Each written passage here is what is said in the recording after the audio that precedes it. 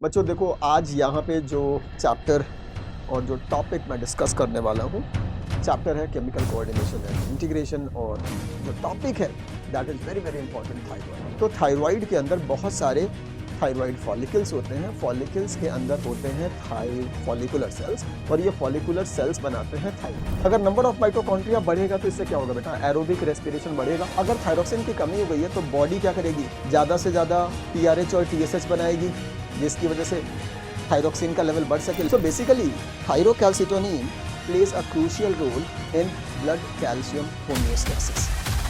Hello welcome everyone, क्या हाल चाल है? Hello hello hello, and I am doctor Rajit. I welcome once again you on this amazing NEET challenger channel and to this amazing amazing pain killer series.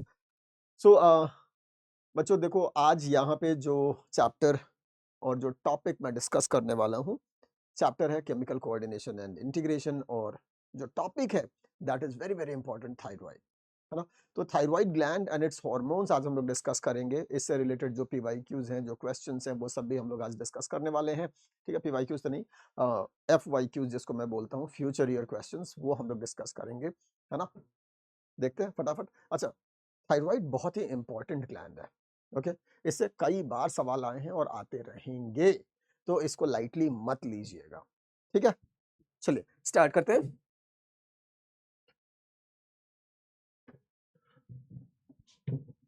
तो आज का हमारा रहने वाला है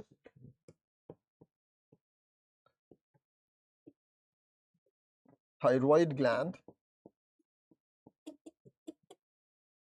एंड इट्स हॉर्मोन्स। ठीक है, डिसऑर्डर्स की बात करेंगे,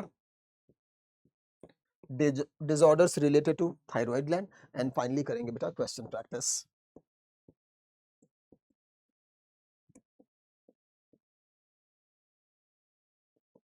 चलो स्टार्ट कर लेते हैं फटाफट। चलिए बेटा, सबसे पहली चीज हम लोग बात करते हैं थायराइड ग्लैंड की। ओके, तो थायराइड ग्लैंड जो होता है बेटा, ये हमारे नेक रीजन में प्रेजेंट है। ओके, एंडोडर्मल ओरिजिन का होता है और ये लार्जेस्ट एंडोक्राइन ग्लैंड है। ओके, तो छोटे छोटे पॉइंट्स है, मैं लिख देता हूं। ये क्या बेटा? It is largest endocrine gland of our body.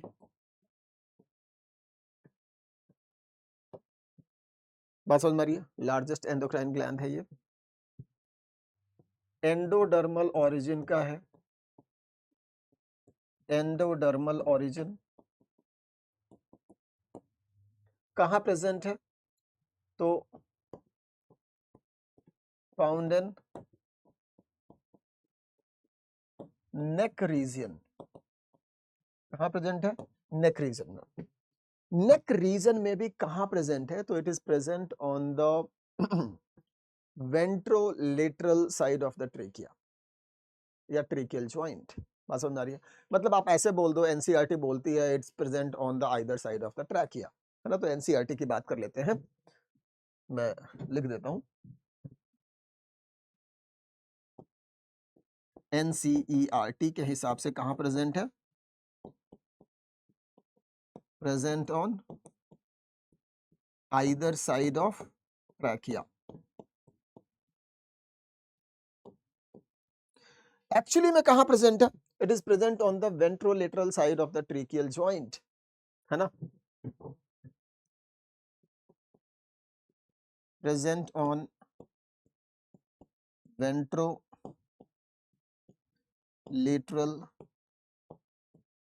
Side of tracheal joint, या फिर हम लोग बोल दें और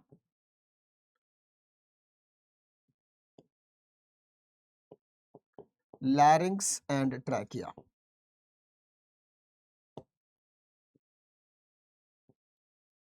बात समझ में आ रही है? तो लेरिंग्स और ट्रैकिया के वेंट्रोलेटरल साइड पे प्रेजेंट है। वेंट्रोलेटरल साइड मतलब mostly on the ventral side और साइड में। बात समझ में आ रही है? यस। चलो, तो कहां प्रेजेंट है समझ में आ गया। देख भी लेते हैं, यहाँ पे एनसीईआरटी का ये डायग्राम है बेटा, और जरा ध्यान से देखिए। ये जो डायग्राम है ये वेंट्रल व्यू है।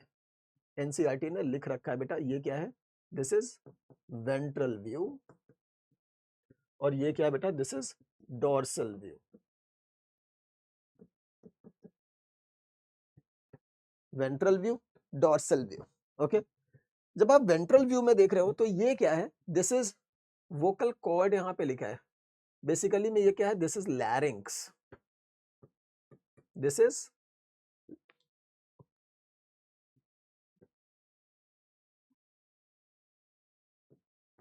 ये क्या बेटा, लैरिंग्स है, वॉइस बॉक्स है ये, है ना। और ये क्या है, दिस इज ऑब्वियस सी बात है, ट्रैकिया। ओके, तो लैरिंग्स अगर आप ध्यान से देखोगे तो यहां आके ऐसे खत्म होता है, और यहां से ये ट्रैकिया चालू हो रहा है। बात समझ आ रही है? तो ट्रैकिया और लैरिंग्स जहां जुड़ा है वहीं पे ये प्रेजेंट है, ट्रैकियल ज्वाइंट, या आप बोल दो कि on the larynx and trachea के साइड में, वो भी कहां, वेंट्रल साइड पे। अगर आप देखोगे तो बेटा देखो,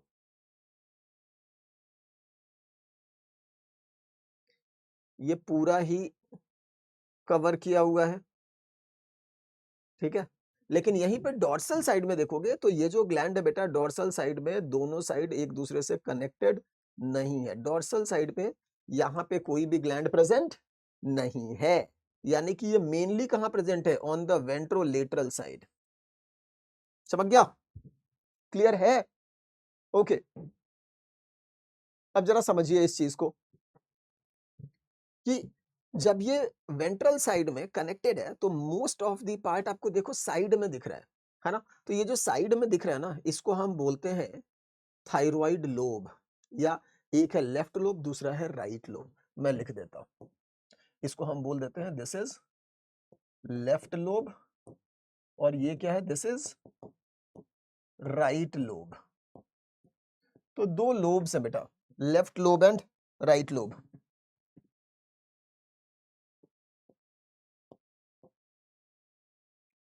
left lobe and right lobe, और इन दोनों के बीच में ये जो आपको चीज दिख रही है ना, यहां पे बीच में एक कनेक्टिव टिश्यू का सीथ है which is joining this two lobes. इसी को हम बोलते हैं बेटा इस्थमस। क्या बोलते हैं, this is called isthmus. Okay, ये जो भी आपका connective tissue, non glandular connective tissue का ये जो सीथ है जो कि दोनों लोब्स को कनेक्ट कर रहा है, ये सिर्फ वेंट्रल साइड पे प्रेजेंट है, डोर्सल साइड पे ये प्रेजेंट नहीं होता है। क्लियर है? यस बेटा, इस चीज को ध्यान रखना है आपको, तो इस चीज को लिख लेते हैं, है ना। आ जाओ बेटा, तो आपको क्या दिख रहा है बेटा, ये जो ग्लैंड है इसका नंबर कितना है बेटा, सबसे पहले तो ये समझिए, नंबर इज 1 एक ही है, लेकिन ये कैसा है, बाइलोब्ड है। कैसा है, बाइलोब्ड है, 1 बट बाइलोब्ड। ब्रैकेट में लिख लेंगे लेफ्ट एंड राइट लोब। बात समझ में आ रही है? ओके, यानी कि ये ग्लैंड कैसा है, लॉब्यूलर ग्लैंड है। कैसा है, लॉब्यूलर ग्लैंड है, लोब्ड ग्लैंड है, ये एक ही है लेकिन दो लोब में डिवाइडेड है, राइट एंड लेफ्ट लोब्स। याद रखना बेटा, वेंट्रली मतलब वेंट्रल साइड पे both lobes are connected by a non-glandular, मतलब जो कोई भी सिक्रीशन नहीं कर रहा है, ग्लैंड की तरह काम नहीं कर रहा है, non glandular flap of connective tissue, flap of connective tissue called isthmus। क्या बोल रहे हैं इसी को हम बेटा, isthmus। इसी को आपने बोला बेटा isthmus, ठीक है। लेकिन बेटा dorsally both lobes are not connected, बहुत इंपॉर्टेंट है, मैं यहां पे स्टार करके फिर से लिख देता हूं, dorsally both lobes are not connected, they are not connected मतलब क्या है, दैट इज फ्री। क्लियर है? तो सिर्फ वेंट्रली ये कनेक्टेड है, डॉर्सली क्या है बेटा, फ्री है, दिख रहा है सामने। क्लियर हो गया? अच्छा, इस लाइन को भी बेटा अंडरलाइन कर देता हूं, याद रखना, it is a non glandular flap of connective tissue. So what is isthmus? Isthmus is a non-glandular flap of connective tissue which connects the both lobes of thyroid gland and it is present only on the ventral side. Clear हो गया? Okay, ये बात समझ में आ रही है। अब देखो, जब आप डॉर्सल साइड पे देखते हो इस ग्लैंड के, तो डॉर्सल साइड में हर लोब में there are one pair of parathyroid glands. दिख रहा है बेटा, ये पाराथायरॉइड ग्लैंड्स है। One pair of parathyroid glands are present in each lobe of thyroid gland on the dorsal side. Clear है? दिख गया? चलिए, तो ये चीज हम लोग यहां नहीं लिख रहे हैं, जब हम बात करेंगे पाराथायरॉइड की तब हम लिखेंगे, या यहीं पे लिख दूं, लिख ही देता हूं यार, जब बोल दिया है तो लिख देते हैं, है ना? यहीं पे स्टार करके लिख देता हूं, one pair of parathyroid glands are embedded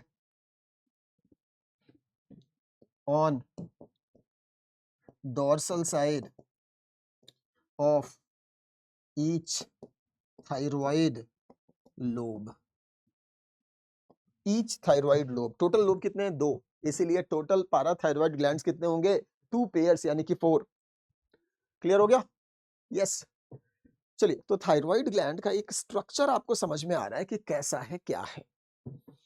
अब थोड़ा सा थायराइड ग्लैंड को ना हम कट करके देखते हैं, इसके अंदर की बनावट कैसी है, अंदर की हिस्टोलॉजी कैसी है, एनाटॉमी कैसी है, उसको समझने की कोशिश करते हैं। ओके, सो देखो यहाँ पे होता क्या है। तो यहाँ पे ना हम लोग एक क्रॉस सेक्शन ले रहे हैं ऑफ द थायराइड।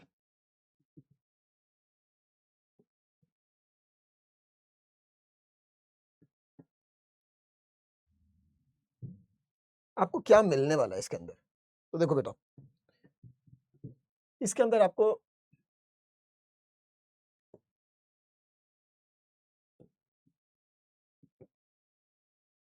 इस तरह से मैक्सिमम एरिया जो है, ऐसे गोले गोले पैचेस मिलते हैं। Basically these are thyroid follicles. ये क्या है? थायराइड फॉलिकल्स मिलते हैं, और ये thyroid follicles are lined bye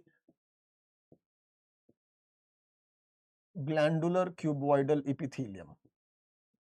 ठीक है, ये ऐसे होता है।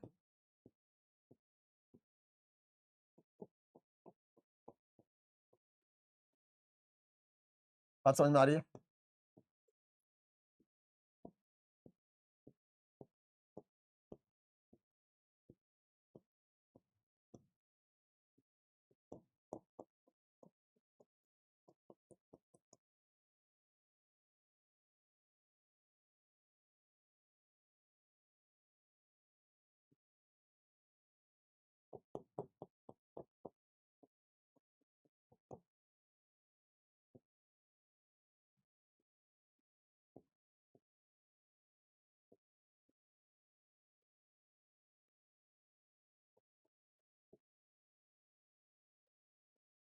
Got it? Okay, these are thyroid follicles. याद रख लीजिएगा बेटा, मैं लिख देता हूं, थायराइड फॉलिकल्स।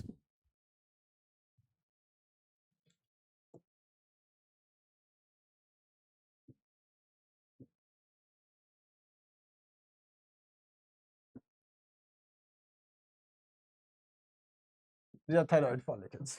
Got it? अब देखो बेटा,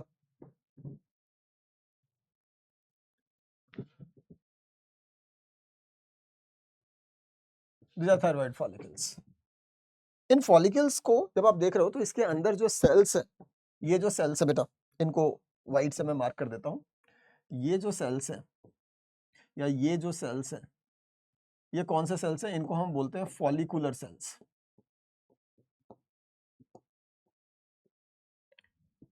फॉलिकुलर सेल्स। बात समझ में आ रही है? सो ये लाइन करते हैं. So thyroid follicles are lined bye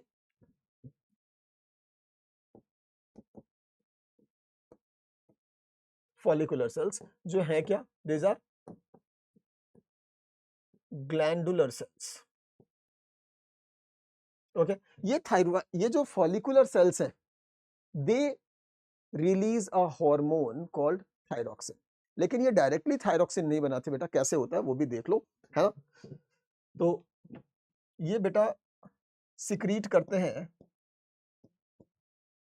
secretes थायरोग्लोब्यूलिन. क्या करते हैं, थायरोग्लोब्यूलिन, जो है क्या, अग्लाइकोप्रोटीन. अग्लाइकोप्रोटीन. ये जो थायरोग्लोब्यूलिन है बेटा, इसके ऊपर आकर के लगता है आयोडीन. क्या ऐड होता है बेटा, आयोडीन. आयोडीन आके ऐड होता है, और आयोडीन ऐड होने के बाद बनता है बेटा ट्राई आयोडोथायरोनिन और टेट्रा आयोडोथायरोनिन. क्या बनता है बेटा, ट्राई आयोडो थायरोनिन, जिसको हम लिख देते हैं बेटा T3, and tetra iodo thyronine, जिसको हम बोलते हैं T4, है ना. इसी टेट्रा आयोडो थायरोनिन को ही हम बोल देते हैं thyroxine. This is thyroxine hormone. बात समझ में आ रही है, क्लियर है. तो ये जो थायराइड फॉलिकल्स हैं, they are lined by follicular cells, and these follicular cells are responsible for secretion of thyroxine. लेकिन थायरोक्सिन डायरेक्टली नहीं ये रिलीज करते हैं बेटा, ये पहले बनाते हैं थायरोग्लोब्यूलिन, जो कि एक ग्लाइकोप्रोटीन है, उस पे आयोडीन लगता है, तब जाके बनता है T3 T4, यानी कि थायरोक्सिन हार्मोन. बात समझ में आ रही है. आप बोलोगे सर ये आयोडीन आया कहां से, तो ये आएगा बेटा थ्रू फूड, है ना. तो हमने जो भी खाना खाया है, खाने में आयोडीन है, ठीक है बेटा, और वहां से आयोडीन एब्जॉर्ब होकर के ब्लड में जाएगा. बात समझ में आ रही है बेटा, कहां जाएगा, ब्लड में. तो ये जो भी मैं रेड रेड बना रहा हूं, ये ब्लड वेसल्स है बेटा, है ना, आर्टरीज और वेन्स.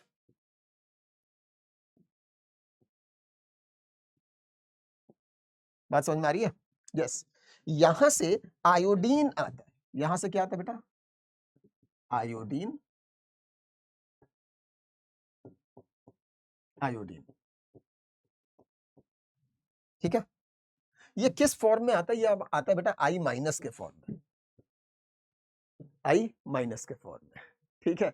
तो यहाँ पे आयोडीन आता है, और अब ये आयोडीन जो है ये ऐड होता है थायरोग्लोब्यूलिन पे, और फिर बनता है थायरोक्सिन. क्लियर है. तो इसने क्या रिलीज किया था बेटा, इसने रिलीज किया था थायरोग्लोब्यूलिन, जिसको हम लिखते हैं TGB. क्या लिख देते हैं, TGB. तो इसने बनाया TGB. अब TGB के ऊपर लग गया आयोडीन, और ये बन गया बेटा T3 प्लस T4, यानी कि थायरोग्लोब्यूलिन. ये एक्चुअली में बनता तो है बेटा इस सेल के अंदर, और इस सेल से फिर रिलीज होकर के चला जाता है into the blood. Are you getting it. तो इस तरीके से thyroxine is produced in the thyroid gland. बात समझ में आ रही है, यस, ओके. तो ये क्या है बेटा, दिस इज ल्यूमेन. तो ये सारा का सारा जो प्रोसेस है, ये कहां हो रहा है, in the lumen of thyroid follicles. बात समझ में आ रही है. अगर मैं समराइज करके बोलूं, सिंपल तरीके से बोलूं, तो थायराइड के अंदर बहुत सारे थायराइड फॉलिकल्स होते हैं. फॉलिकल्स के अंदर होते हैं फॉलिकुलर सेल्स, और ये फॉलिकुलर सेल्स बनाते हैं थायरोक्सिन. ठीक है. So thyroxine is synthesised by follicular cells, यानी कि thyroid follicle, and then released into the blood stream. ठीक है, ओके. आउटसाइड दिस फॉलिकल्स, दो फॉलिकल्स के बीच में ये जो जगह है, यहाँ पे एक स्पेशल तरह का सेल होता है बेटा, है ना. यहाँ पे कुछ ऐसे सेल्स होते हैं, यहाँ पे कुछ ऐसे सेल्स हैं बेटा, जो इधर बिखरे पड़े हैं. ठीक है. ये जो सेल्स हैं, इनको हम बोलते हैं पारा फॉलिकुलर सेल्स. ये क्या है, पारा फॉलिकुलर सेल्स. या इन्हीं को हम बोलते हैं सी सेल्स। ये बाहर है, ये फॉलिकल के अंदर नहीं है, फॉलिकल के बाहर है। ये जो पैराफॉलिकुलर सेल्स है बेटा, they are responsible for secretion of another hormone, secretes thyrocalcitonin, thyrocalcitonin, जिसको हम लिख देते हैं TCT हार्मोन। बात समझ में आ रही है? TCT hormone. ओके, क्लियर है? एक और चीज बेटा यहां पे ध्यान रखिएगा, ध्यान से सुनिएगा। फॉलिकुलर सेल्स अपने आप थायरोग्लोबुलिन का प्रोडक्शन नहीं बढ़ाते, इसके लिए यहां पे एक हार्मोन रिस्पॉन्सिबल होता है इसके सिक्रीशन के लिए, दैट इज कॉल्ड TSH। याद है? तो TSH आकर के स्टिमुलेट करता है फॉलिकुलर सेल्स को, तब फॉलिकुलर सेल्स प्रोड्यूस करते हैं थायरोग्लोबुलिन और फिर जाकर के थायरोक्सिन का रिलीज होता है। ओके, तो TSH सिर्फ किस पे काम कर रहा है? फॉलिकुलर सेल्स पे। पैराफॉलिकुलर सेल्स पे इसका कोई रोल नहीं होता है। क्लियर है? ओके, सो अगर आप इंटरनल स्ट्रक्चर देख रहे हो थायराइड ग्लैंड का, ये क्या है बेटा? This is TS of thyroid gland, transverse section of thyroid gland. तो आपको क्या मिल रहा है बेटा? यू हैव थायराइड फॉलिकल्स, जिनके अंदर फॉलिकुलर सेल्स हैं जो थायरोक्सिन का रिलीज कर रहे हैं in response to TSH, thyroid stimulating hormone. और इन फॉलिकल्स के बीच में स्कैटर्ड कुछ सेल्स हैं जिनको हम बोल रहे हैं पैराफॉलिकुलर सेल्स या सी सेल्स, जो प्रोड्यूस करते हैं थायरोकैल्सिटोनिन, TCT। या इसी को हम लोग TCT को हम कभी कभी, याद रख लीजिएगा बेटा, TCT को हम और क्या बोलते हैं? कैल्सिटोनिन। हम इसको कैल्सिटोनिन भी बोल देते हैं बेटा, है ना? हर बार TCT वर्ड ना यूज करते हुए हम कैल्सिटोनिन भी इसी को बोलते हैं। क्लियर है? यस, ओके, चलिए, तो अब हम लोग बात करेंगे एक एक करके कि कैसे ये सब कुछ बनता है, क्या इसका नेचर होता है, थायरोक्सिन क्या होता है, कैसे काम करता है, देखना चालू करते हैं। ओके, अच्छा एक और चीज बता दूं बेटा, ये जो चीज है इसको हम बोलते हैं stroma.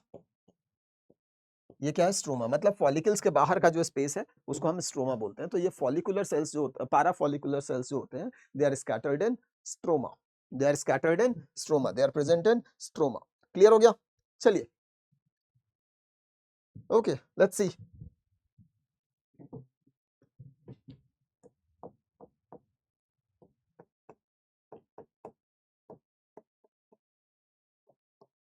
Thyroxine,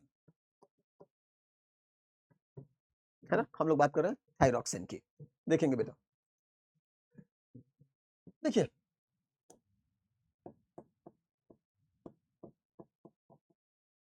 thyroxine is an amino acid derivative. ठीक है, मतलब अमाइनो एसिड डिराइव्ड हार्मोन है ये। थायरॉक्सिन क्या होता है? अमाइनो एसिड डिराइव्ड हार्मोन होता है। ठीक है, तो इसका प्रिकर्सर कौन होता है?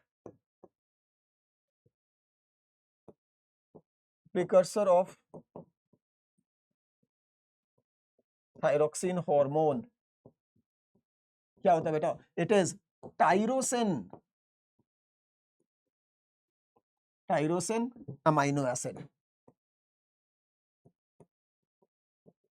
ओके, ठीक है बेटा, याद रख लीजिएगा,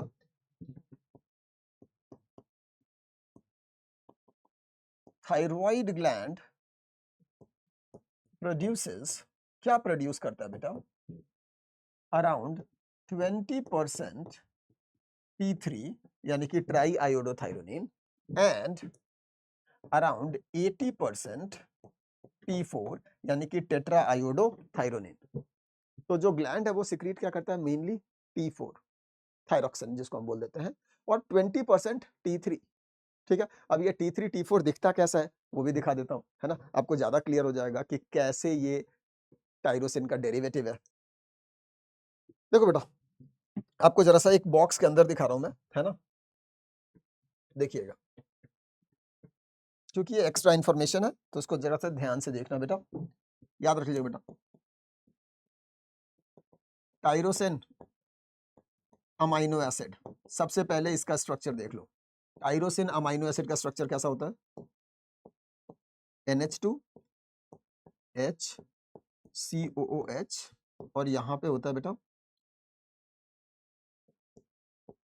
CH2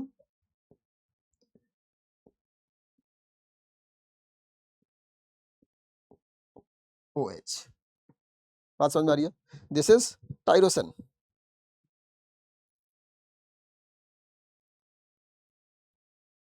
ठीक है, ये क्या स्ट्रक्चर है बेटा? टाइरोसिन का। अब आपको मैं T3 T4 भी दिखा देता हूं, देखिए इधर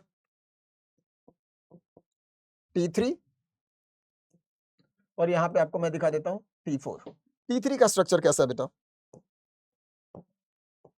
CH COOH CH2 O। ठीक है बेटा,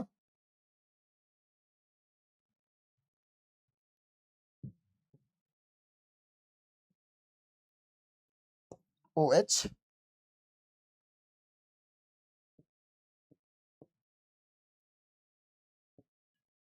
और यहां पे आप लगा देना आयोडीन, आयोडीन और एक यहां पे लगा देंगे आयोडीन। तो ये क्या बन जाएगा बेटा? T3 try iodothyronine.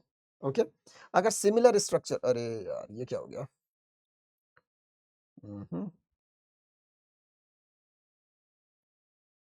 ओके, इसके बारे में बाद में बात करते हैं।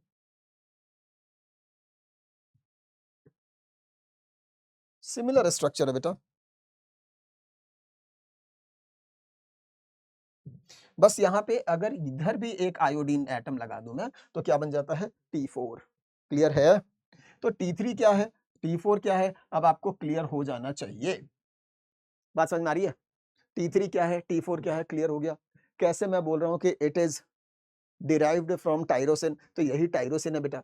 अब टाइरोसिन का ही यहां से अगर कट के एक और टाइरोसिन का ये फिनोलिक रिंग यहाँ पे लग जाए और उस पे आयोडीनेशन हो जाए, आयोडीन ऐड हो जाए, तो क्या बन जाता है? T3 and T4। क्लियर हो गया? क्रिस्टल क्लियर होनी चाहिए सारी चीजें। ओके, अब देखो बेटा, मेरा जो ग्लैंड है वो मोस्टली क्या प्रोड्यूस कर रहा है? 80% T4 और 20% T3। ठीक है, याद रख लीजिएगा बेटा। Therefore in blood stream, in blood T4 is more than T3। ये कितना होता है? अराउंड 80%। और ये कितना होता है? अराउंड 20%। अराउंड 20%। ऐसा क्यों होता है? Because T4 is more stable. T4 is more stable. Okay, however बेटा याद रख लीजिएगा T3 और T4 में T3 is active, T3 is active form. मैं लिख देता हूं T3 is active form. Therefore, at target site या target tissue क्या होता है बेटा? T4 is converted into T3। तो यहां से एक आयोडीन एटम रिमूव कर दिया जाता है और T4 को हम T3 में कन्वर्ट कर लेते हैं। तो जो भी एक्शन होता है, फिजियोलॉजिकल रेस्पॉन्स होता है, वो T3 की वजह से मिलता है, ना कि T4 की वजह से। मैं लिख दूं T3 gives physiological response,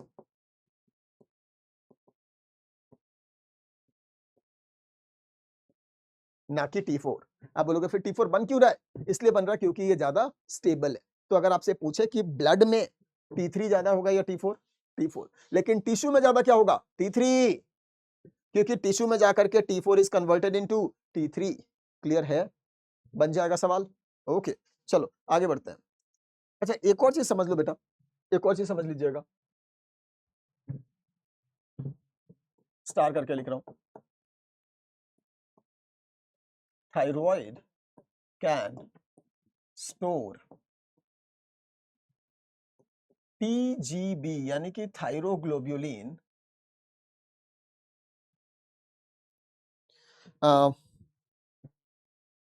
enough thyroglobulin for up to 3 months of uses, है ना?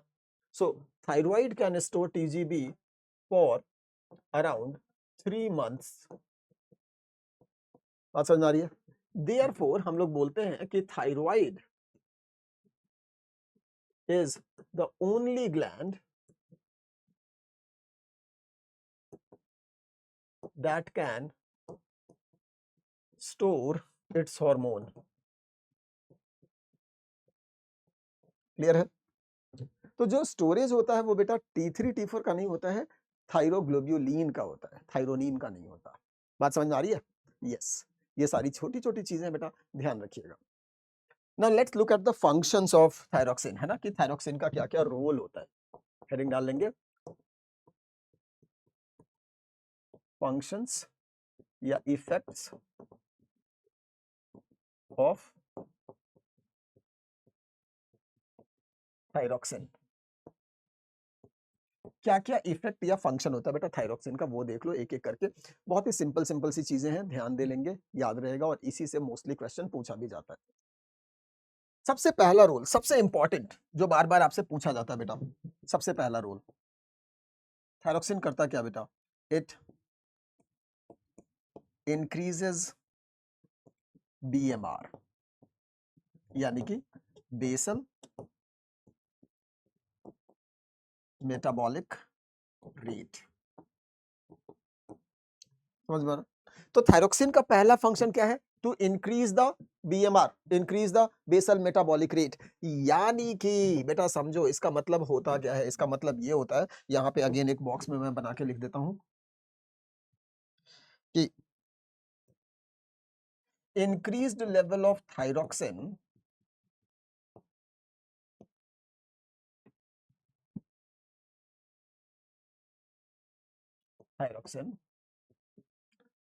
is directly proportional to increase in heart rate, increased breathing rate, ठीक है, increased thermogenesis मतलब हीट प्रोडक्शन, हीट प्रोडक्शन, है ना, increased cardiac output,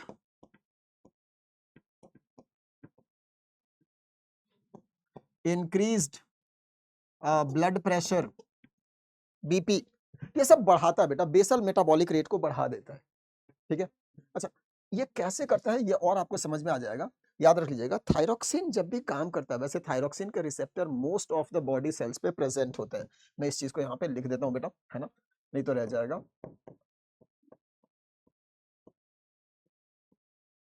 thyroxine receptors are present on almost all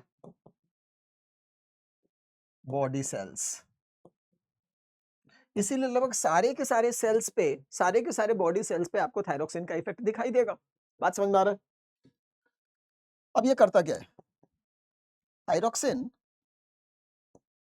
increases the number of mitochondria in a cell। तो number of mitochondria को बढ़ा दे रहा है। अगर नंबर ऑफ माइटोकॉन्ड्रिया बढ़ेगा तो इससे क्या होगा बेटा? एरोबिक रेस्पिरेशन बढ़ेगा, ठीक है। तो इसकी वजह से क्या होगा बेटा? Increased aerobic respiration,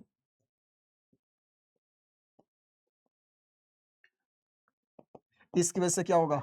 increased ATP synthesis, इसकी वजह से क्या होगा? इंक्रीज्ड थर्मोजेनेसिस,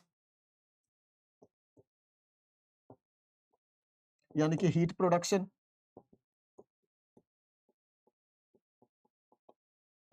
बात समझ में आ रही है?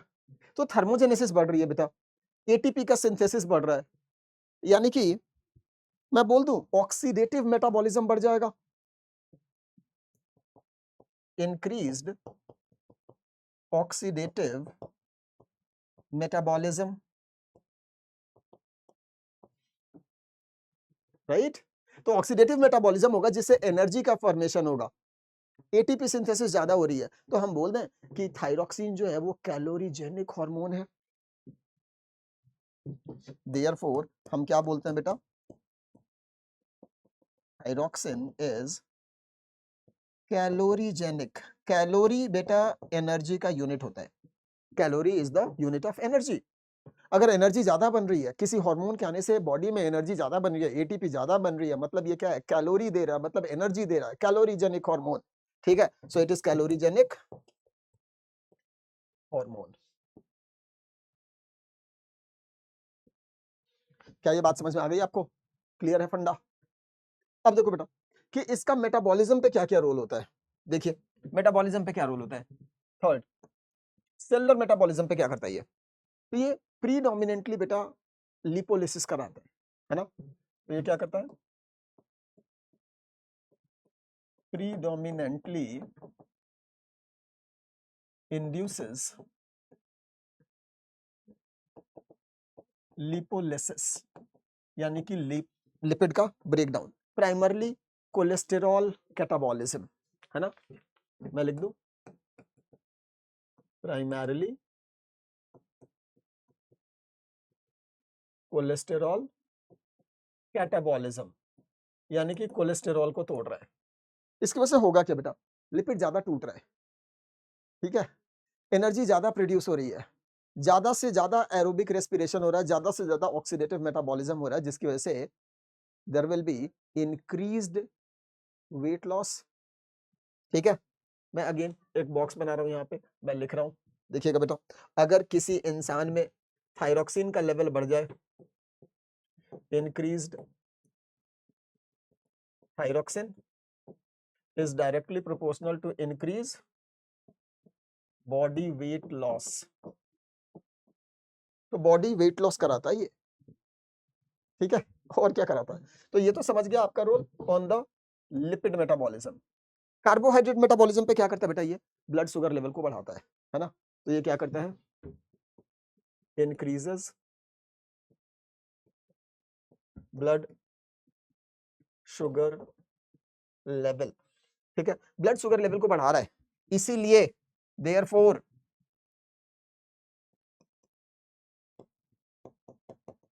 थायरॉक्सिन को आपने बोला है डायबेटोजेनिक हार्मोन।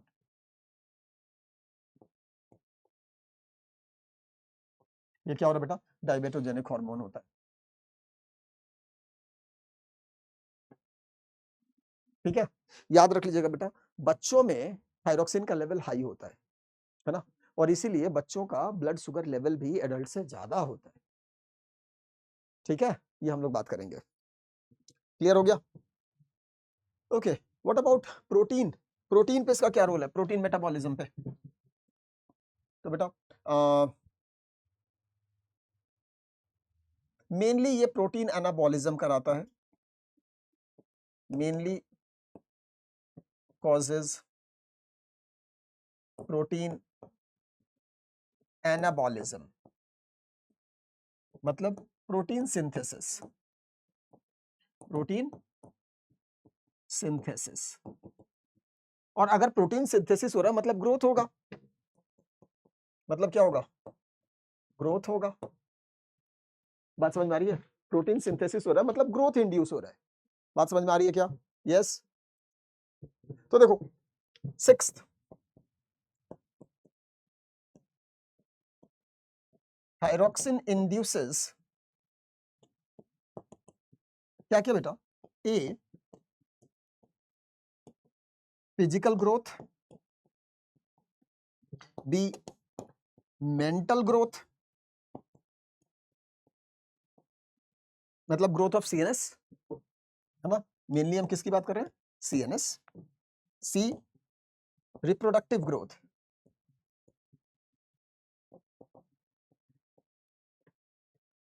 बात समझ में आ रही है?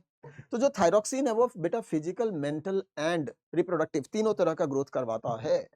ओके, मतलब ये मसल्स का भी ग्रोथ करवा रहा है, बोन्स का भी ग्रोथ करवा रहा है ना, रिप्रोडक्टिव ऑर्गन्स का भी ग्रोथ करवा रहा है, ये नर्वस टिश्यू का भी ग्रोथ करवा रहा है। इन सब ग्रोथ पे इसका रोल होता है। कहां पे इसका रोल मिनिमम होता है बेटा, तो विसरल ग्रोथ पे इसका रोल जो है वो मिनिमम होता है। मैं यहाँ पे लिख देता हूं फिर से, है ना, अलग से लिख देता हूं।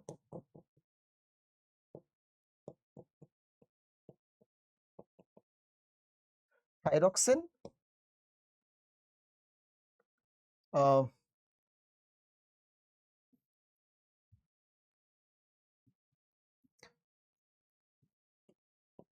has minimum role in the growth of visceral organs, in the growth of visceral organs, या इंटरनल ऑर्गन्स पे इसका कम इफेक्ट होता है या मिनिमम इफेक्ट होता है, बाकी लगभग ओवरऑल बॉडी का जो ग्रोथ एंड डेवलपमेंट है उसमें रोल होता है थायरोक्सिन का। बात समझ में आ रही है? यस। यहीं पे स्टार्ट करके एक और पॉइंट लिख रहा हूं बेटा, ध्यान रखिएगा। In childhood GH and thyroxine levels are high। क्या होता है? हाई होता है, याद रख लीजिएगा बेटा। GH and thyroxine दोनों मिल करके सिनर्जिस्टिकली, याद रख लीजिएगा बेटा, सिनर्जिस्टिकली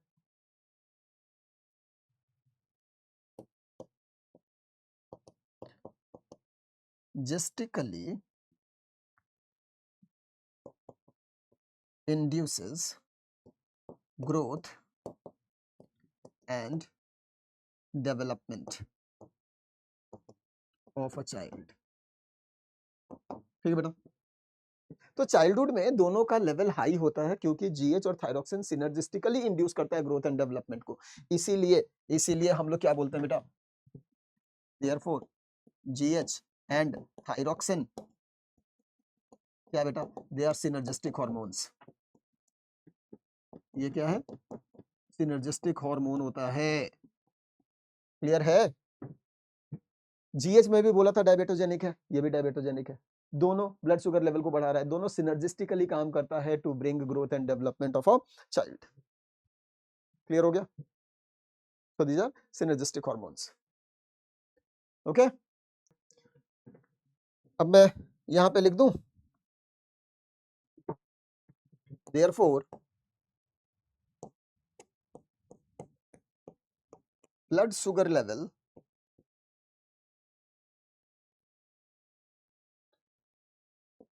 is high in children। बात समझ में आ रही है बेटा? चिल्ड्रन में ब्लड शुगर लेवल हाई होता है, क्यों होता है ये भी आपको समझ में आ गया है। Got it? क्लियर है? ओके, चलिए आगे बढ़ते हैं और बाकी कुछ रोल्स की बात करते हैं बेटा। ये सारे रोल्स तो हो गए। सेवेंथ रोल ऑफ थायरोक्सिन की बात कर रहे हैं। थायरोक्सिन इतना ही पे नहीं रुकता बेटा, thyroxine also induces blood formation, है ना। तो ये क्या करता है बेटा, स्टिमुलेट्स एरिथ्रोपोएसिस, यानी कि आरबीसी फॉर्मेशन। और अगर आरबीसी फॉर्मेशन होगा तो ओवरऑल ब्लड वॉल्यूम भी बढ़ेगा, यानी कि ब्लड का भी फॉर्मेशन कराता है, ये एरिथ्रोपोएसिस को स्टिमुलेट करता है। एट्थ, और क्या करता है बेटा ये, development and maturation of CNS, stimulates development and maturation of CNS, central nervous system, mostly brain का। नाइन्थ, और इसका क्या इफेक्ट होता है बेटा, इसका इफेक्ट होता है on maintaining water and electrolyte balance. ठीक है, तो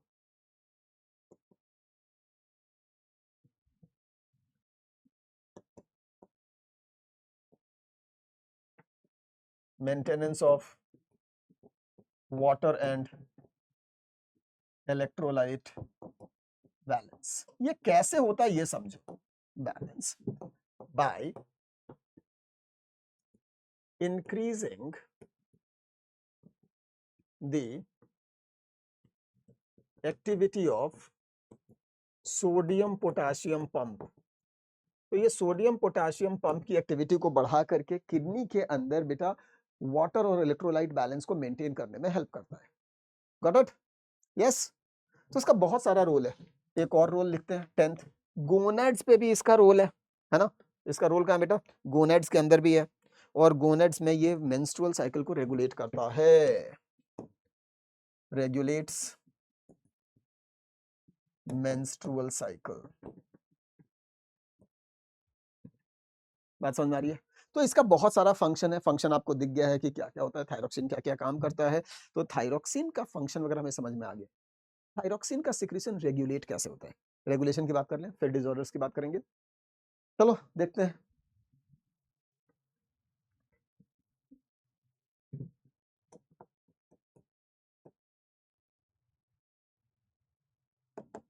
regulation of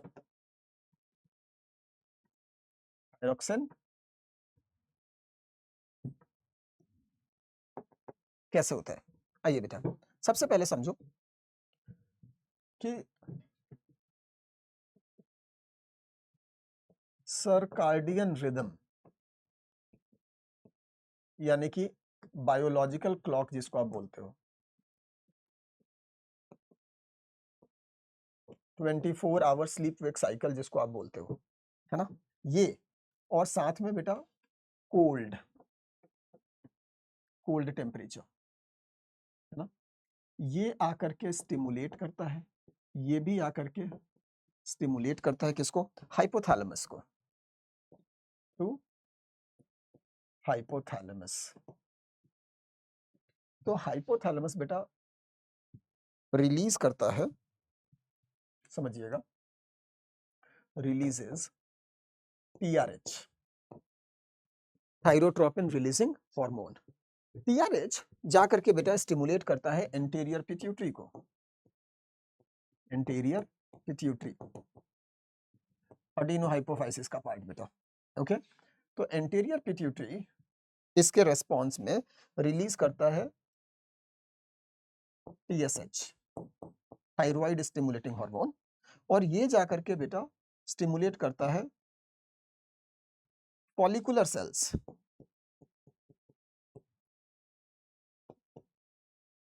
of thyroid gland, ठीक है।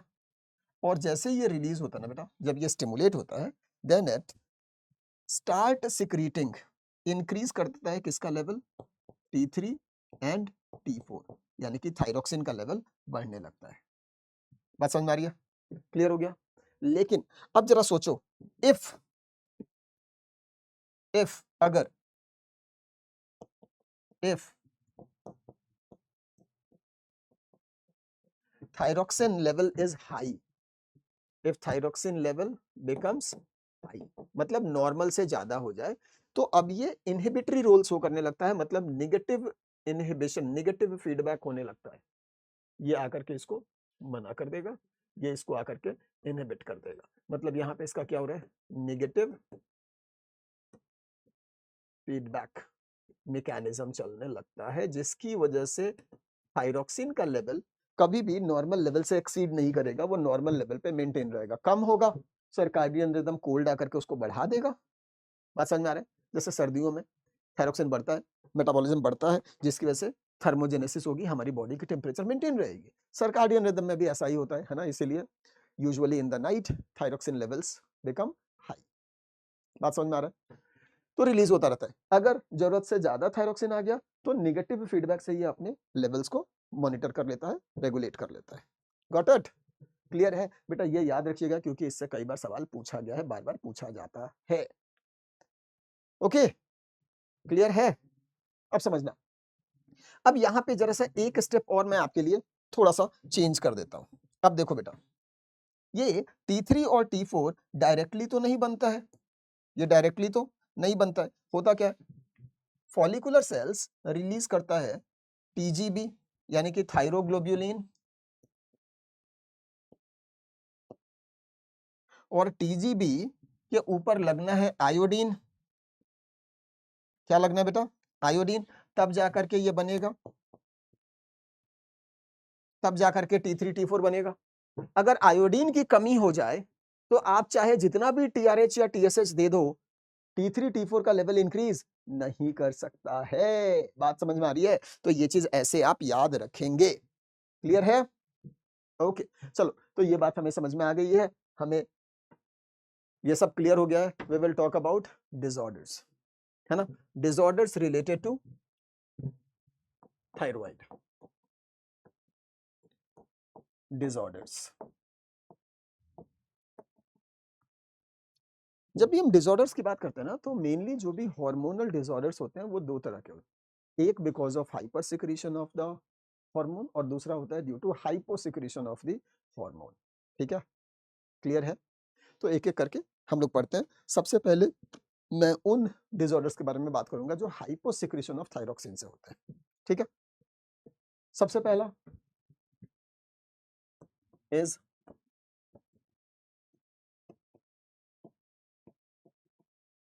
Simple goitre. Simple goitre. अब ये सिंपल ग्वाइटर होता क्या है ये समझ लो। सिंपल ग्वाइटर जो है is caused due to deficiency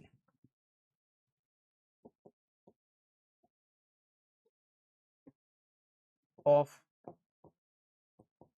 iodine in food। ठीक है बेटा, अगर खाने में आयोडीन की कमी हो जाए ना तो इससे ऐसा होता है। तो खाने में अगर आयोडीन की कमी हो जाए तो क्या होगा? आयोडीन कम है, T3 T4 कम बनेगा। बात समझ में आ रहा है? तो मेरा जो थायराइड ग्लैंड है वो और ज्यादा एक्टिविटी शो करेगा। बात समझ में आ रही है? क्लियर है? तो अब समझ लीजिए कि सिंपल ग्वाइटर में हो क्या रहा है, यहाँ पे समझने की जरूरत है। आयोडीन की कमी है तो इसकी वजह से फूड लीडिंग टू हाइपोसिक्रेशन, मतलब कम सिक्रेशन ऑफ थायरॉक्सिन। तो थायरॉक्सिन की कमी हो गई है। अगर थायरॉक्सिन की कमी हो गई है तो बॉडी क्या करेगी? ज्यादा से ज्यादा टीआरएच और टीएसएच बनाएगी, जिसकी वजह से थायरॉक्सिन का लेवल बढ़ सके, लेकिन थायरॉक्सिन का लेवल फिर भी नहीं बढ़ेगा क्योंकि आयोडीन की कमी है। बात समझ में आ रहा है? तो बेटा मेरा जो थायराइड ग्लैंड है इस केस में अपनी एक्टिविटी बढ़ा चुका होता है, वो कोशिश कर रहा है कि ज्यादा से ज्यादा वो आयोडीन एब्जॉर्ब कर सके। ब्लड में आयोडीन का लेवल कम है, वो ज्यादा से ज्यादा आयोडीन को एब्जॉर्ब करने की कोशिश कर रहा है ताकि वो enough amount of thyroxine hormone बना सके, लेकिन बनेगा तो है नहीं क्योंकि आयोडीन की कमी है। बात समझ में आ रही है? तो इस केस में होता क्या है बेटा, देखो,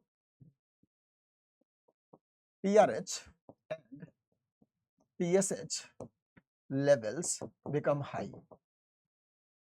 ठीक है? इसकी वजह से जो थायराइड ग्लैंड एक्टिविटी है ये भी क्या है? Still there is hyposecretion of T3 and T4 due to iodine deficiency. बात समझ में आ रहा है? क्लियर है? सिंस थायराइड ग्लैंड की एक्टिविटी बढ़ी हुई है, इसकी वजह से होता क्या है? एनलार्जमेंट, क्योंकि थायराइड ग्लैंड ज्यादा मेहनत कर रहा है ना, वो अपने सेल्स को बढ़ा रहा है। एनलार्जमेंट ऑफ ग्लैंड, है ना? तो इसकी वजह से there will be swelling in the neck region, क्योंकि ग्लैंड का नेक रीजन में है। तो this enlargement of the gland will lead to swelling in neck region, जिसको हम बोल देते हैं घेंगा। इसी डिजीज को हम बोलते हैं घेंगा। सिंपल ग्वाइटर को हम क्या बोलते हैं? घेंगा। तो ये घेंगा क्यों हो रहा है, बात समझ में आ रही है? अच्छा, ऐसे जो भी लोग होंगे जिनको सिंपल ग्वाइटर होगा उनका बेसल मेटाबॉलिक रेट कम होगा, उनमें थर्मोजेनेसिस कम होगा, तो इनको ज्यादा ठंड लगेगी, है ना? जल्दी थक जाएंगे, है ना? वीकनेस होगी, अनीमिया होगा क्योंकि आरबीसी का भी सिंथेसिस कम होगा। तो ऐसे लोगों में ओवरऑल वीकनेस होता है, अनीमिया होता है, काम करने का मन नहीं करता है, इजीली थक जाते हैं, फटीग होता है, लेथार्जी होती है, फीमेल्स अगर हैं तो उनमें मेंस्ट्रुअल साइकिल इरेगुलर हो जाएगा, कंसीव करने में यानी कि प्रेग्नेंट होने में दिक्कत होगी। बात समझ में आ रही है? So this is called simple goitre. Clear है? So this is simple goitre बेटा। अब देखो ये जो सिंपल ग्वाइटर है इसको हम कोलोइडल ग्वाइटर भी बोलते हैं। क्यों बोल रहे हैं बेटा समझिएगा, थायराइड ग्लैंड की एक्टिविटी बढ़ी हुई है, ठीक है, तो इसकी वजह से जो फॉलिकुलर सेल्स हैं वो ज्यादा से ज्यादा थायरोग्लोब्यूलिन रिलीज करेंगे। समझना, तो यहां पर क्या होगा, इंक्रीज्ड थायरोग्लोब्यूलिन प्रोडक्शन। थायरोग्लोब्यूलिन का प्रोडक्शन क्या हो रहा है बेटा, बहुत ज्यादा हो रहा है। और थायरोग्लोब्यूलिन क्या था, एक ग्लाइकोप्रोटीन था, एक कोलोइडल पार्टिकल है ना, इसकी वजह से यहां पर क्या हो जाएगा बेटा, increased volume of colloidal solution in the lumen of thyroid follicles।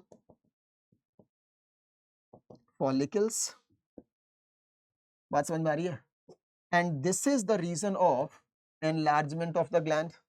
Since यहाँ पे कोलोइडल सॉल्यूशन बढ़ गया है इसीलिए देयरफॉर सिंपल ग्वाइटर को हम लोग और क्या बोलते हैं बेटा, सिंपल ग्वाइटर को हमने बोला है colloidal goitre.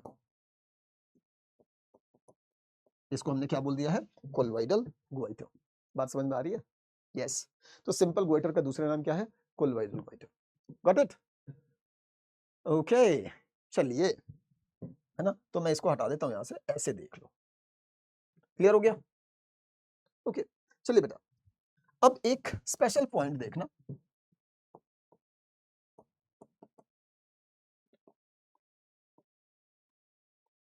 Simple goitre, simple goitre is common in hilly areas। Hilly areas में कॉमन होता है। और अगर कोई डिजीज बेटा एक पर्टिकुलर रीजन स्पेसिफिक है, एक एरिया में ज्यादा है, तो ऐसे डिजीज को बोलते हैं एंडेमिक डिजीज। बात समझ में आ रही है? देयरफॉर, अच्छा, हिली एरियाज, और यहीं पे लिख लीजिएगा such goitre is called endemic goitre, क्योंकि एक एरिया स्पेसिफिक है ना, तो इसको हम क्या बोल दिए हैं, एंडेमिक ग्वाइटर। अब आप बोलोगे सर हिली एरियाज में ज्यादा क्यों होता है, क्योंकि हिली एरियाज के सॉइल में आयोडीन की कमी होती है, क्योंकि हिली एरिया से जब वाटर फ्लो करता है तो अपने साथ मैक्सिमम आयोडीन को लेके चला जाता है ना, लीचिंग कर देता है। इसीलिए हिली एरियाज के सॉइल में आयोडीन की कमी है, तो वहाँ के प्लांट और एनिमल्स में भी कमी होगी, तो वहाँ के प्लांट्स और एनिमल्स को खाने वाले जो लोग होंगे उसमें भी आयोडीन की कमी होती है, ठीक है। इसीलिए goitre is more common in the hilly people, और इसीलिए हमने इसको क्या बोल दिया, एंडेमिक ग्वाइटर। तो आप बोलोगे सर अगर ये पानी के साथ आयोडीन बह रहा है तो जा कहां रहा है, समंदर में भाई, सीज, ओशियंस में। इसीलिए ओशियन में या सी फूड में आयोडीन मैक्सिमम मिलता है, and therefore the people living in the coastal areas या people eating sea food have rare chances of iodine deficiency, and therefore rare chances of simple goitre. चमका? Clear हो गया? चलो बेटा, अब देखो, तो ये सब क्यों होता है समझ में आ गया है। हिली एरियाज की बात, कहानी हो गई, एंडेमिक ग्वाइटर हम इसको बोल रहे हैं। एक और केस होता है बेटा, cretinism.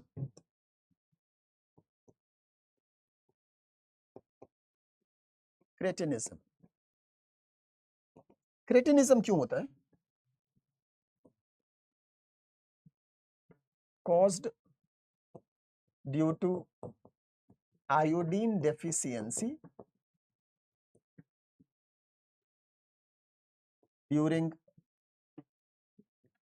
Embryonic stage. Embryonic stage या हम बोल दें फीटल स्टेज। बात समझ में आ रही है? तो अगर किसी बच्चे के एम्ब्रियोनिक लाइफ में आयोडीन की कमी हो जाए, फीटल स्टेज में आयोडीन की कमी हो जाए, तो उसकी वजह से क्रेटिनिज्म होता है, उसकी वजह से क्रेटिनिज्म होता है, ठीक है बेटा, तो याद रख लीजिएगा। सच चाइल्ड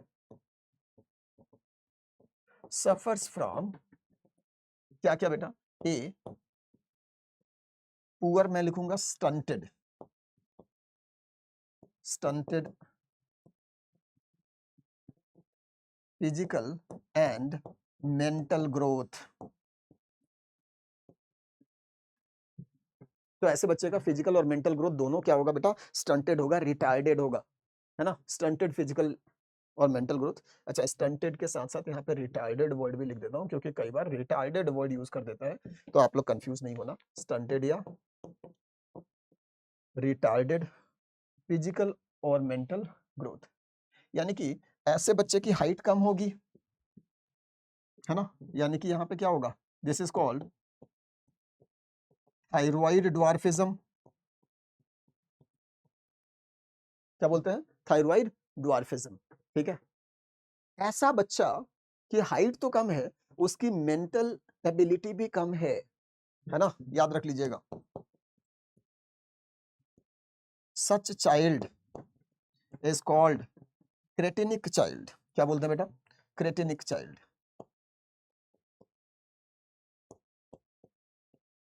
क्रेटिनिक चाइल्ड। और ये जो क्रेटिनिक चाइल्ड है ना बेटा, ये क्या क्या सिम्टम्स दिखाते हैं समझ लो। तो इनमें क्या होगा?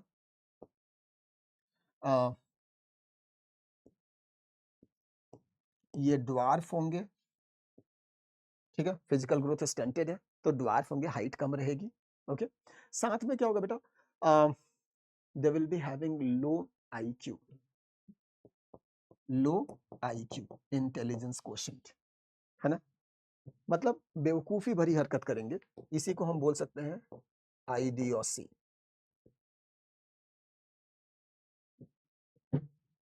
आईडियोसी, बेवकूफों वाली हरकतें करना। कभी कभी एक्सट्रीम केस में ऐसा भी होता है बेटा कि ऐसे बच्चों में नर्वस सिस्टम ठीक से ग्रो नहीं कर रहा है ना? तो जो इनका ईयर का कॉक्लियर नर्व है, ये ठीक से ग्रो नहीं करता है, तो ये क्या हो जाएंगे? बहरे हो जाएंगे, है ना? और अगर बहरे हो जाएंगे तो जन्म से बहरे होंगे, जब कुछ सुनेगा नहीं तो बोलेगा भी नहीं, तो ये डेफ के साथ साथ म्यूट भी हो जाएंगे, गूंगे भी हो जाएंगे। तो इनमें क्या होता है बेटा? Def mutism. डेफ म्यूटिज्म, बात समझ में आ रहा है? म्यूट होना मतलब गूंगा, और डेफ बहरा, बात समझ में आ रही है? तो डेफ म्यूटिज्म इनमें होता है, ये कैरेक्टरिस्टिक्स होता है बेटा क्रेटेनिक चाइल्ड के। इतना ही नहीं, जो क्रेटेनिक चाइल्ड होते हैं यूजुअली इनमें रिप्रोडक्टिव ग्रोथ भी हिंडर्ड होती है, तो इनमें प्यूबर्टी वगैरह लेट से हिट होती है ना? तो लेट प्यूबर्टी, क्लियर है? तो ये क्रेटेनिज्म है, ऐसे चाइल्ड को हम क्या बोलते हैं? क्रेटेनिक। अब सवाल ये है कि सर किसी बच्चे को एम्ब्रियोनिक स्टेज में आयोडीन की कमी कैसे हो सकती है?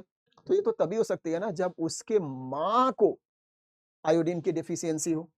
बात समझ में आ रही है? मतलब ये क्यों होता है? Is caused due to iodine deficiency to a deficiency in a mother, in a female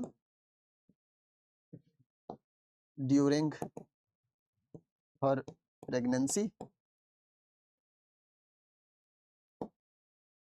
बात समझ आ रही है? तो ये किसकी वजह से हो रहा है बेटा? Is caused due to iodine deficiency in a female during her pregnancy. बात समझ आ रहा है? और इस केस में मदर नहीं, चाइल्ड सफर कर रहा है ना? प्रेगनेंसी, तो इस केस में क्या होता है? Her child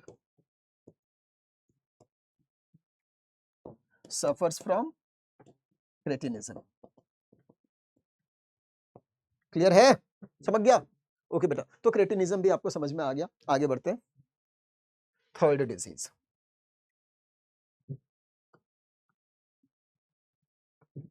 okay, that is called myxoedema, या इसी को बोलते हैं गर्ल्स डिसीज। ये क्यों होता है बेटा? Due to hyposecretion of thyroxine in adults, in adults, ठीक है? तो इसमें होगा क्या? वही सारी चीजें होंगी बेटा, है ना, अनीमिया होगा, है ना, कॉमन इन फीमेल्स, है ना, कैरेक्टराइज्ड बाय लो बीएमआर, ठीक है, irregular menses, irregular menstrual cycle, और इसकी वजह से क्या होगी, डिफिकल्टी इन कंसीविंग,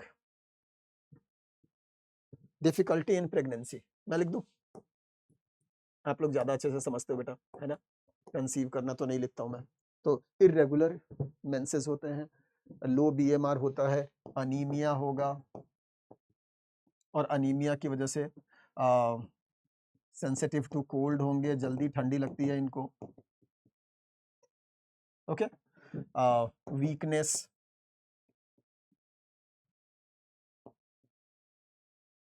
फटीग, जल्दी थक जाते हैं, एटसेट्रा।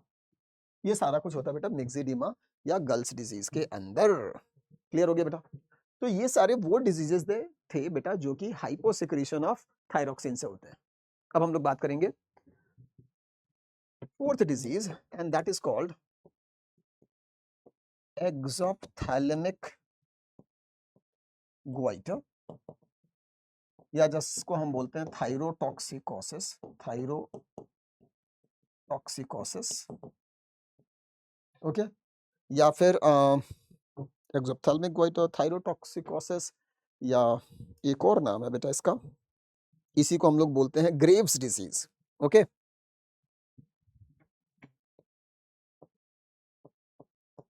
ग्रेव्स डिजीज क्यों होता है बेटा ये?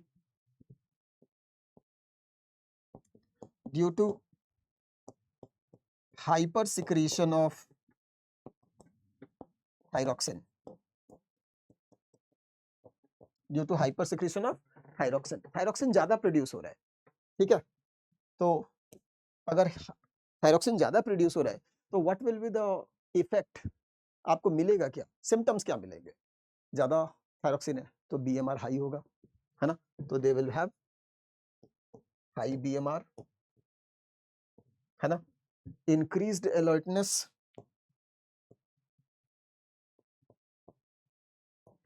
बॉडी टेम्परेचर हाई रहेगी, इंक्रीज्ड बॉडी टेम्परेचर मतलब इनको ठंड कम लगेगी, रेसिस्टेंस टू कोल्ड, ये तो अच्छी बात है यार ना, ये तो सर अच्छा अच्छा बता रहे हो आप, है ना। तो increased BMR, increased alertness, increase body temperature, ये सब अच्छा लग रहा है, लेकिन इसकी वजह से होगा क्या बेटा, जल्दी जल्दी फैट टूटेगा भी बॉडी में, स्टोर नहीं होगा, उससे पहले ही टूट जाएगा, तो इसकी वजह से there will be loss of fat, loss of body weight, है ना। तो यहाँ पर क्या होता है, वेट लॉस,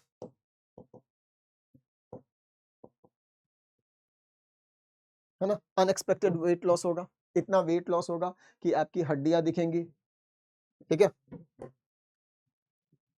जितना फैट टूट जाएगा। कभी कभी क्या होता है बेटा एक्सट्रीम केस में कि आई बॉल के पीछे जो फैट है वो भी टूट जाता है, जिसकी वजह से eye ball becomes loose in the socket, और ऐसा लगता है कि आई बॉल बाहर निकल गया है, तो प्रोट्रूजन ऑफ आई बॉल होता है, प्रोट्रूडेड आई बॉल, है ना, ऐसा लग रहा है कि आई बॉल बाहर निकल रहा है, इसीलिए वर्ड आया है एक्सोप्थैल्मिया, एक्सोप्थैल्मिया, बात समझ में आ रहा है, protruded eye ball, increased weight loss, है ना, प्रोमिनेंट रिब्स, हड्डी दिख रही है भाई, क्लियर है। तो ये सारा चीज होता है in the case of Graves disease, है ना, it can lead to death, it can lead to death. अब समझो कि ये एक्सोप्थैल्मिक ग्वाइटर क्यों होता है, मतलब हाइपर सिक्रीशन ऑफ थायरोक्सिन क्यों हो सकता है, तो याद रखना, it can be due to thyroid cancer, thyroid cancer की वजह से हो सकता है, और due to auto immunity, due to auto immunity. अब ये सब क्या होता है बेटा, यहाँ पे तो मैं बात नहीं कर रहा हूँ, है ना, फिर कभी डिटेल में बात करेंगे कि how auto immunity can lead to exophthalmic goitre, okay, या फिर how thyroid cancer can lead to exophthalmic goitre. बात समझ में आ रही है? तो ये होते हैं डिसऑर्डर्स। क्लियर हो गया?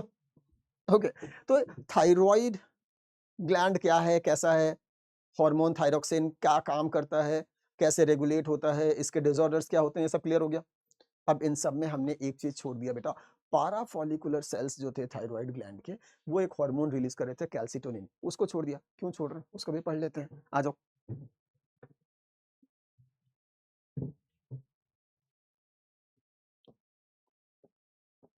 थायरो कैल्सिटोनिन टीसीटी हार्मोन,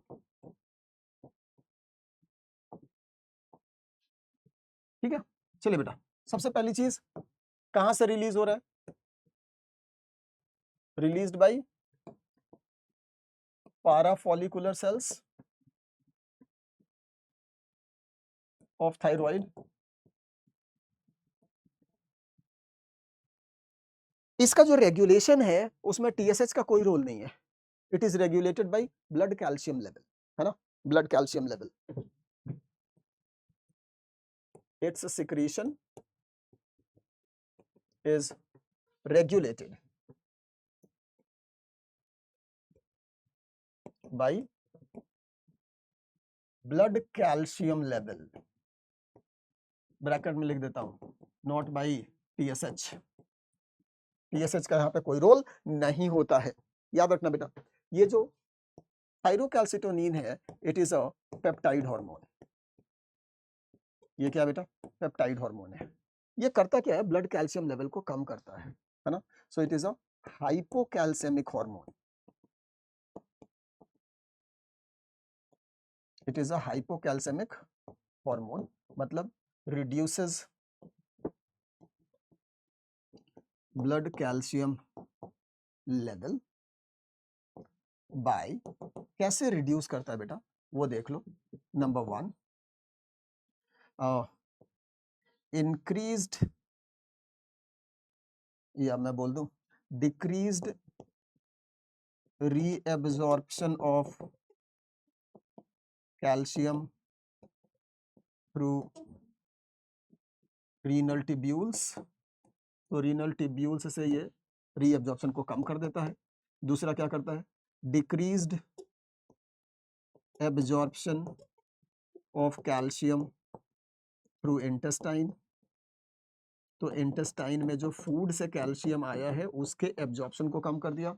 और तीसरा, increased deposition of calcium on bones. तो जो ब्लड में एक्स्ट्रा कैल्शियम है उसको बोन पे ये जमा करवा देता है। मतलब समझो कि अगर इंक्रीज्ड टीसीटी लेवल है तो this will lead to stronger bones, क्योंकि बोन्स पे कैल्शियम जमा हो रहा है। बात समझ में आ रही है? Yes. So basically thyrocalcitonin plays a crucial role in blood calcium homeostasis, याद रखना बेटा, है ना।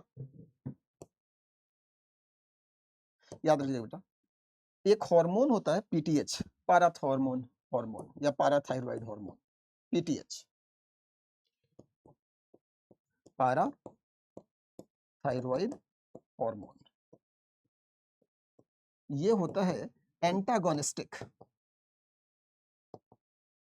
Antagonistic to TCT, thyrocalcitonin. क्यों? क्योंकि ये जो पीटीएच है it is a hypercalcaemic hormone. ये ब्लड कैल्शियम लेवल को क्या करता है बेटा, बढ़ाता है। ये ब्लड कैल्शियम को बढ़ा रहा है और टीसीटी ब्लड कैल्शियम को घटा रहा है, मतलब ये दोनों क्या है, एंटागोनिस्टिक है। सो दे आर एंटागोनिस्टिक हार्मोन। याद रख लीजिएगा बेटा, दोनों साथ में स्टार करके लिख रहा हूं, पीटीएच एंड टीसीटी दोनों मिल करके क्या करते हैं बेटा, regulates blood calcium level, blood calcium level.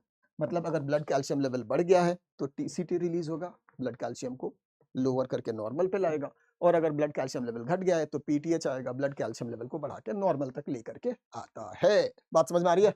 Okay, सो ये हो गए सारे के सारे थायराइड ग्लैंड का स्ट्रक्चर, फंक्शन, हार्मोन्स, उनके रोल्स, उनके disorders. Yes, question time, let's see. तो पहला क्वेश्चन देखते हैं बेटा, है ना, the very first question assertion and reason type का क्वेश्चन है बेटा, जल्दी से देख लो। Thyroid gland secretes a protein hormone called thyrocalcitonin. सही बात है ना? यस, प्रोटीन हार्मोन बोला था मैंने।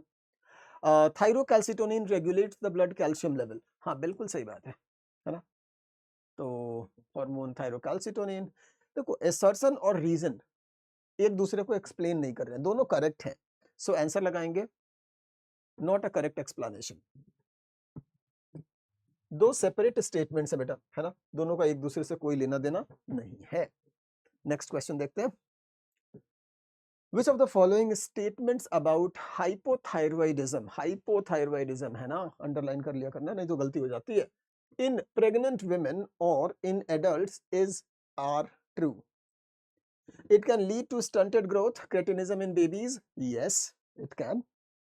It causes mental retardation and low IQ in infants. Yes. It can result in abnormal skin. Yes. Deaf mutism and developmental delay in children. Yes.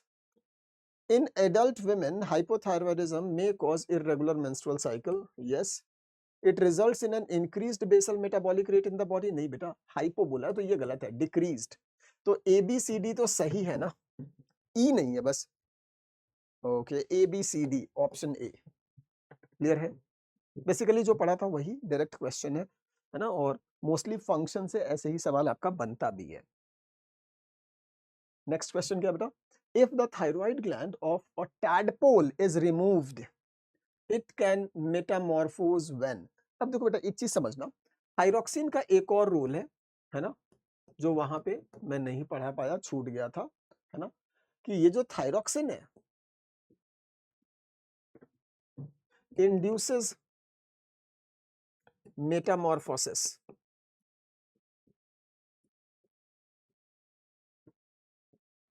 In tadpole.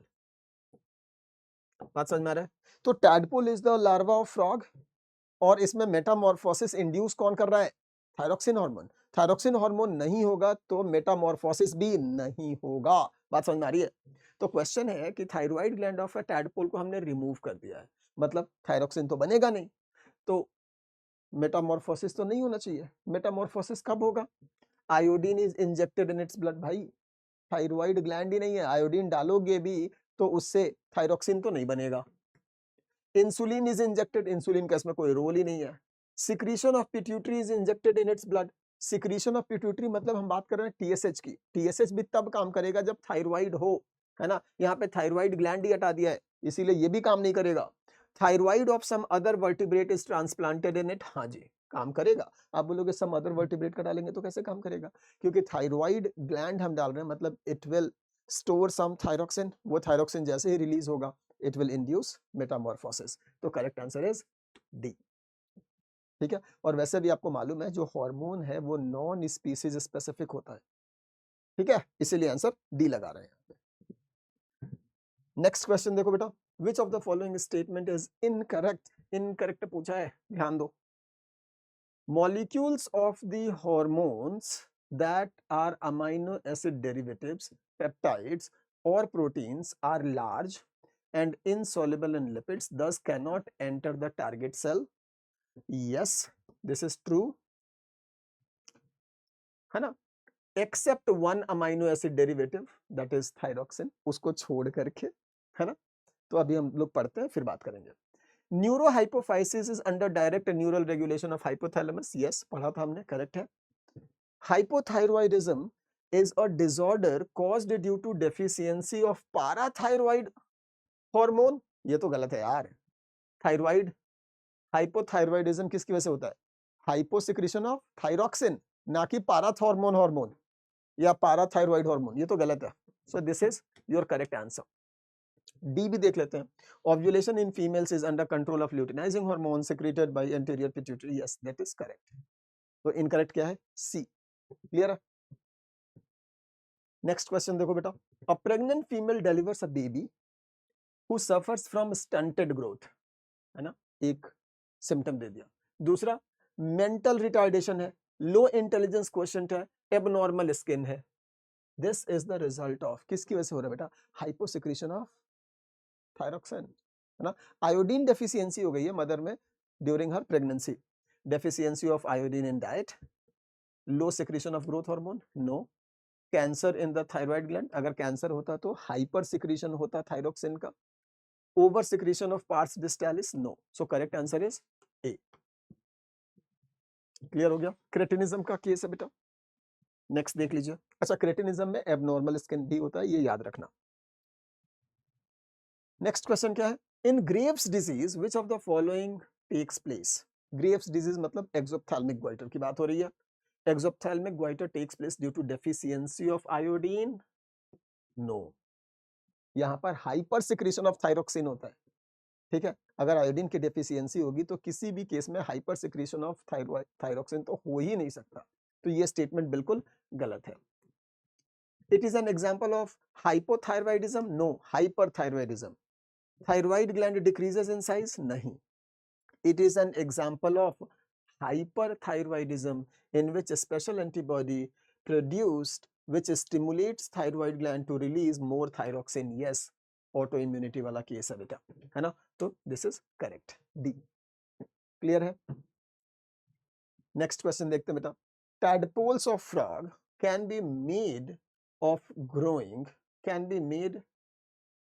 growing as giant sized tadpoles if they are, अब देखो ये सवाल ना टेढ़ा है थोड़ा सा।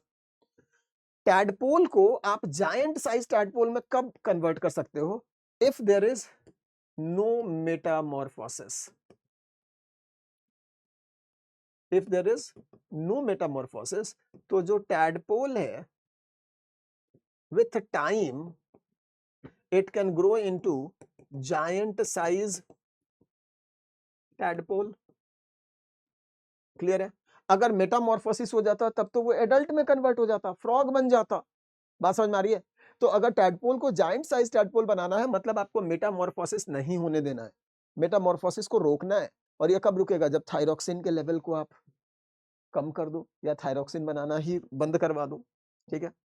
तो it can be done if they are administered anti thyroid substances like thiourea, administered large amount of thyroxine. Thyroxine दोगे तब तो भाई मेटामॉर्फोसिस हो जाएगा, तो ये तो गलत है। reared on a diet rich in egg yolk, भाई एग योक पे डालोगे तो उससे ज्यादा कोई फर्क नहीं पड़ेगा क्योंकि एग में सब कुछ होता है, ठीक है। reared on a diet rich in both egg yolk and glucose, तो भी फर्क नहीं पड़ेगा बेटा। कब फर्क पड़ेगा? अगर हमने एडमिनिस्टर किया है anti thyroid substances like thiourea, ठीक है। तो वो क्या करेगा बेटा? आपके थायरोक्सिन के लेवल को कम कर देगा, जिसकी वजह से मेटामॉर्फोसिस नहीं होगा। तो टैडपोल कभी भी फ्रॉग नहीं बनेगा, ये जायंट साइज टैडपोल में कन्वर्ट हो जाएगा। सेकंड क्वेश्चन देखो बेटा। नेक्स्ट क्वेश्चन, यहाँ पे स्टेटमेंट 1 और 2 है। पहला स्टेटमेंट क्या बोल रहा है? It is the thyroid gland is a lobular structure, correct, located between lungs behind sternum on ventral side of aorta. नहीं भाई, ये थाइमस की बात हो गई है, थाइमस यहाँ पे होता है ना कि थायराइड, गलत है ये। Statement 2, thymus gland secretes the steroidal hormone, steroid hormones called thymosins. नहीं बेटा, ये पेप्टाइड हार्मोन्स होते हैं, ये भी गलत है। So both statements are incorrect. Option D लगाइए। Okay, so this is it, thank you very much. मिलते हैं नेक्स्ट लेक्चर में with another pain point, another crucial lecture. Thank you very much, tata bye bye.